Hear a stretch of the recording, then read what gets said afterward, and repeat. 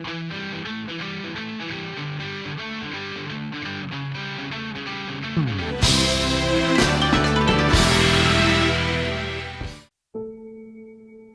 10.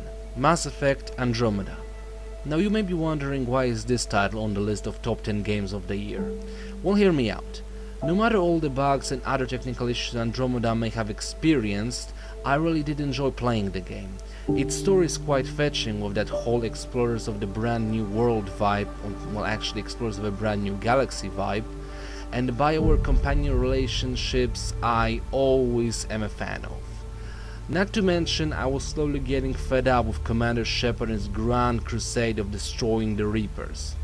So, when all comes down to it, this is my list, and I decide that Mass Effect Andromeda is number 10 in my top 10 games of 2017. Number 9. Neo. Ever since Dark Souls hit the market, many games try to capture the feeling of From Software's masterpiece in their own way. And in my opinion, in 2017, Team Ninja did a good job with their Neo, which may as well be called Samurai Dark Souls. The game has a lot of the things that the fans of the Dark Souls series love, from demanding battles to a huge assortment of gear for customizing their character, who especially looks similar to Geralt of Rivia if you ask me, and whose entire existence tries to prove that Gaijin make better swordsmen than native Japanese. And our protagonist can back that up by utilizing any weapon he comes across on his journey and wielding it in one of 3 distinct styles that can be changed on the fly during battle. And if conventional weapons fail to solve the problem, our protagonist can summon a spirit to dispose of the hordes of enemies in his way. All those things make Neo one of my top 10 games of 2017. Number 8. Assassin's Creed Origins. Ever since Black Flag hit the market, my interest in Assassin's Creed series dwindled with the release of every game following the pirate masterpiece, which is a shame considering that I find the French Revolution and Victorian London to be very exciting settings for a game.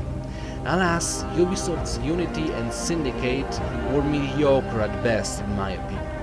Fortunately, this time around Assassin's Creed delivers, as Origin is a huge improvement. Its setting is classical Egypt, and the game tells the story of the establishment of the Assassins and the Templars. It's a really wonderful creative game in a franchise that had grown stale, and that's why it lands on my list. Number 7. Yakuza 0. Maybe the game was released in 2015 in Japan, but its official European premiere was in January 2017, therefore it hits this list. Yakuza 0 is a prequel to the original title, bringing the player to 1988 Tokyo and telling the story of a 20-year-old Kazama Kiryu, who at the time is just a low-ranking thug in the Yakuza, and he's dealing mostly with collecting debt for loan sharks and some other minor jobs. That is until a twist of fate places him in the center of a struggle for a deed to a certain piece of real estate that is of great importance to the gangs of Tokyo. That story arc and a very enjoyable combat system is, I think, enough to bring this cool game to my list of top 10 of 2017. Number 6. Divinity Original Sin 2. RPGs.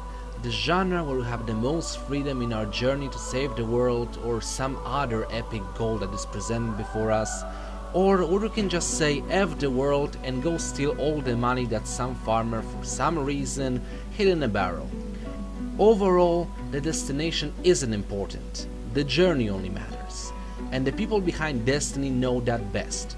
Original Sin 2 allows the player to create their own avatar from a series of different races and backgrounds, which all reflect how the world sees us and treats us. Some will hate us, some will love us at first sight. The quests the player receives differ according to who we are, and no hero has the same path leading to his or her own goal. I love this in the games I play, and as Divinity Original Sin 2 brings it to the table, it deserves a place on my ranking at number 6. Number 5. Injustice 2. I knew from the beginning that there has to be at least one fighting game on my list, and to be frank, I really was hoping that Marvel vs. Capcom Infinite would be the title that I would consider one of the best games of 2017. Unfortunately, Capcom failed to deliver, so I had a tough choice between Tekken 7 and Injustice 2. And to my own surprise, I went with the second title in NetherRealm Studios' new fighting series. This is the best game they've done so far. The amazing customization of the playable characters, a good roster of them to boot, and an interesting story mode following the events of the previous game, not to mention a superb character animation. I guess that the only thing I can complain about is absence of Deathstroke. I mean, really, where is my favorite DC character?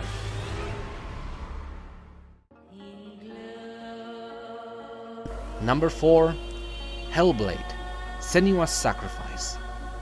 Do you know the Greek myth of Orpheus and Eurydice?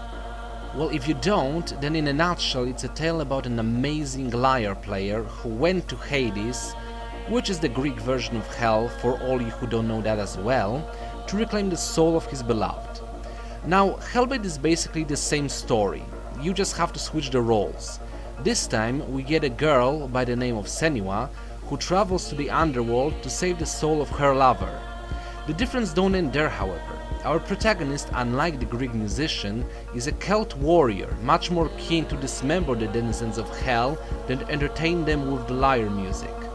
Not to mention, Senua has a mental condition, and if you wonder how that factors into gameplay, then go ahead and acquire the fourth game on my list of top 10. Number 3. Nier Automata. Nier Automata, the game which I knew nothing about when I got it and which took so much time out of my schedule. It sucked me in with its great combat system and sweet boss battles, which comes as no surprise, as the developer of this little piece of electronic entertainment were none other than Platinum Games, and they excel in those aspects. Heck, they even threw a few shmup sections for some reason. But good gameplay is not enough, as the story presented to us, as we play as a female android designation Yora number 2 Type B, a cutting-edge piece of hardware sent from the moon to reclaim Earth, is so complex and branched that it leads to 26 alternate endings. And apparently you have to pass the game at least 3 times to experience most of what the game has to offer. All that places Nier Automata at number 3 of my top 10 games of 2017.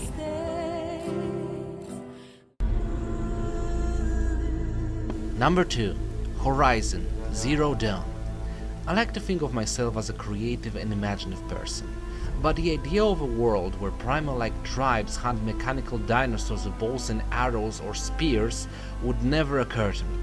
Yet the guys from Guerrilla Games envisioned it and put it in code, creating the number 2 best game in my personal 2017 ranking. Horizon Zero Dawn presents us with a world where human civilization as we know it ended, and the top of the food chain has been claimed by sentient animal-like machines. Animachines. Machinimals? Doesn't matter. What matters is that we get to roam a gorgeous, huge open world and get to learn the story of humanity's fall, as well as the story of Aloy, our inquisitive, bona fide badass protagonist. After Lady Croft went cross-platform, our fresh new redhead female lead could become the queen next to King Nathan Drake as 2 thrill-seeking, adventure-loving poster children for the PlayStation.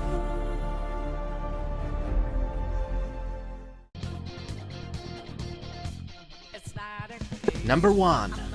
Persona 5. It has been about 9 years since the last Persona came out.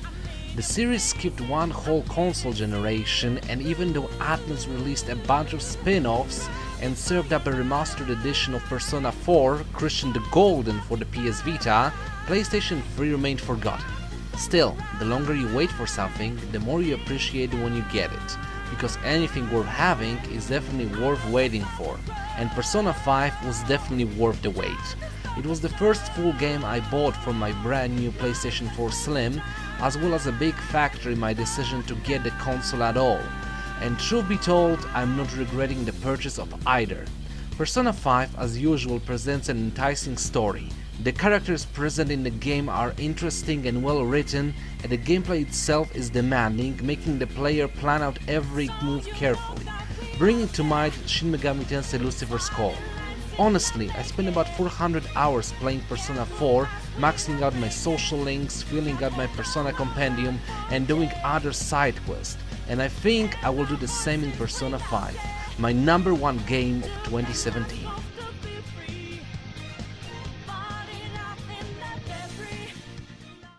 I hope you guys enjoyed my little list. What are your favorite games of 2017? Let me know in the comments below. Also, don't forget to subscribe and check out my other content.